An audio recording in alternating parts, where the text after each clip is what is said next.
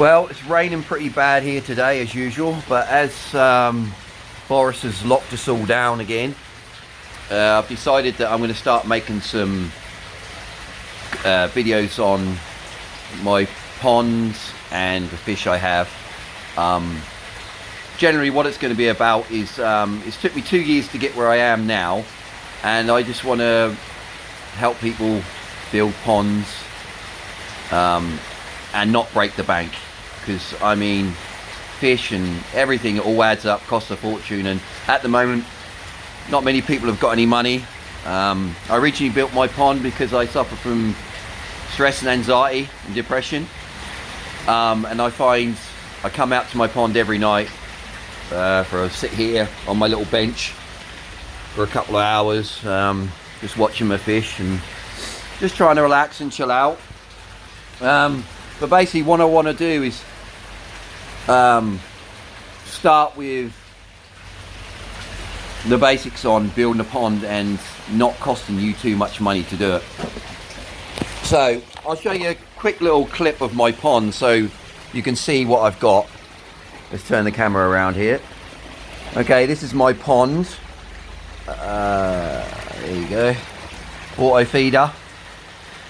Now I'm going to say something about the auto feeder now I've started this video actually. That auto feeder was about 65 quid, and they do exactly the same model with a timer on the back built into the machine.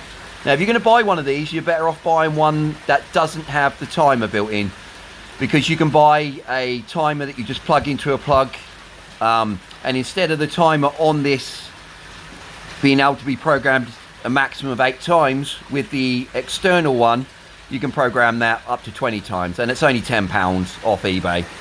Right, so basically what I've done is I've built my pond 4,000 gallons, and the reason why I've gone with 4,000 gallons on my pond is because treatments always come in 4,000 gallons. Of course you can buy more treatments, but whenever you're treating your pond, you always find on the back of the label it will say treats up to 4,000 gallons. So that's what I've done here, 4,000 gallons. My pond itself, I started off in January 2018, and I decided one that morning I woke up and I was like, I'm gonna build a pond. I had no clue what I was doing. My dad had ponds for many years, so I knew the rough idea. So what I did is I went out in the garden January 2018 with a shovel, and I thought, I had a couple of £100 in my pocket. I thought, great, I'm going to build myself a pond. So off I went, started digging, and then I thought to myself, Christ, concrete's going to cost me a fortune, the blocks are going to cost me a fortune, what am I going to do?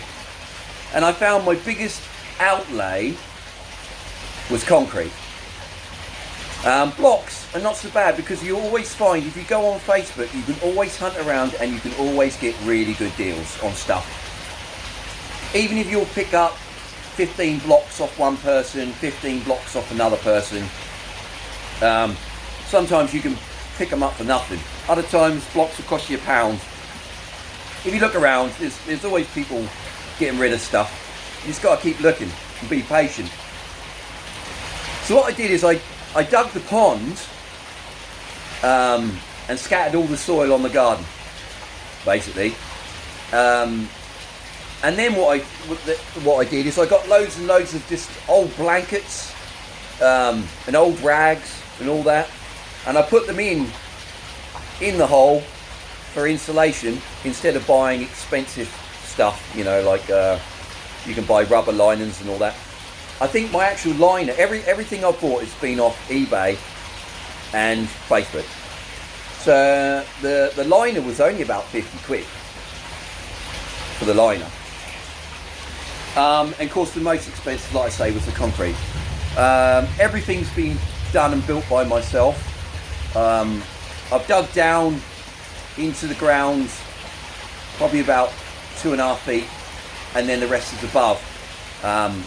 I put a concrete base all the way round, with a layer of bricks all the way around, and then I done 3 high. Now, on my back wall here, because of the length of it, that's double skinned, so it's twice as thick as any of the other walls. I hadn't ran into any structural problems or anything because of the distance. You know, not very long, so you're not putting any structural strain on it. And to be fair, a lot of it is underground. Like, if you see here on this corner, this is the highest part out of the water, and you can see 2.5 blocks there, where on that back wall there, all of this back wall run along there, the soil comes up 1 block below the top, so that way that wall's strong, and that's double skinned. I am actually gonna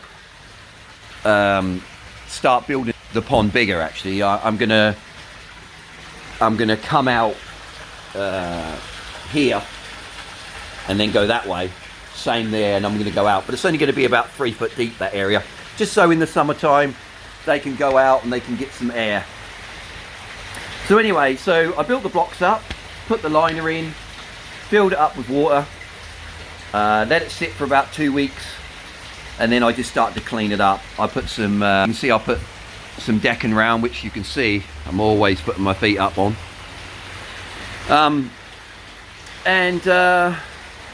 I put a skimmer in the back wall, which I'll cover in another video, as it's absolutely hammering down outside.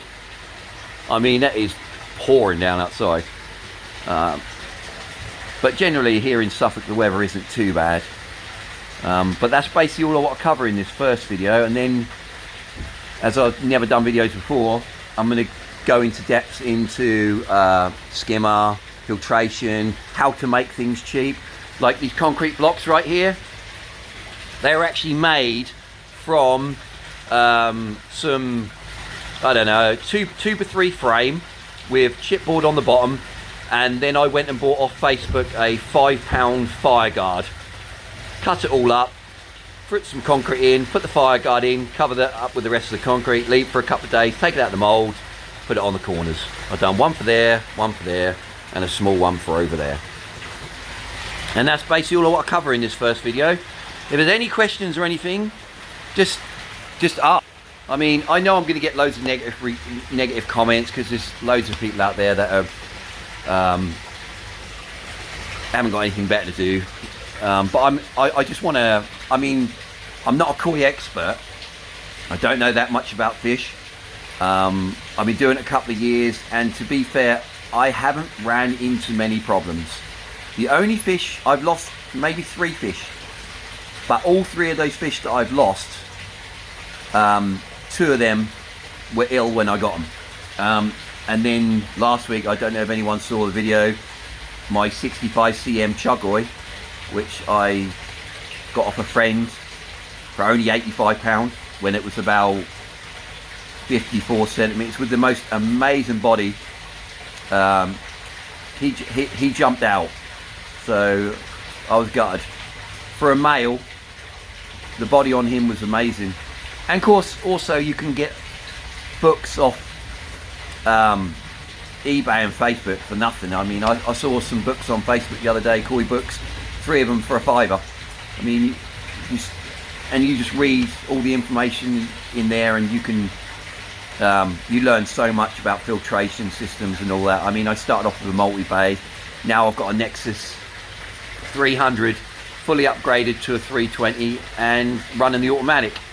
And believe it or not, you may not believe this, I only paid £280 for that Nexus 300. I did have to drive like 200 miles to go get it, and my friends were all like, don't go, that'll be fake. But when I got there, it was there. It was a bit of a state, it needed cleaning up and stuff, but I mean, £280, I couldn't turn it down. The one mistake I did make was he wanted an extra £100 for all the pipe work and everything for it, and at the time I didn't have the money. I mean, it cost me a bomb in fuel to get there and back, plus come up with the money at no notice. And when you're you don't earn that much money in the first place, you're just a normal lowish middle class person, you know. It is hard, very hard. But if you do everything yourself and you hunt around, it's amazing the amount of bargains that you can actually come up with. I'll just show you a few of my little babies that I've... These are all actually jumbo fry. I started off with 50 and I now only have 15. All my fault through... originally they were in a little outside pond that I had, and when I got them they were only like this big, and you know, sucked them up through the filter and ran into all sorts of problems. But yeah, I've had 15 survive, so plan on keeping one, and I shall sell off the others probably, or give them away cheap, because I know if you've got money, I find people generally that have money don't spend money, and people that have nothing are generally the ones that are the most helpful. I mean, I always up for helping people out. If people live in my area, I'm quite willing to go around there and give them a hand if I've got time. But that's it for this video. Any comments or anything, just let me know and I'll get back to you as soon as I can. Any problems or anything that you have with your filtration, your air system, bacteria, anything like that, just let me know. Like I say, I have been pretty lucky, and I think I've got quite good water. Anyway, thanks for tuning in, and I'll see you again.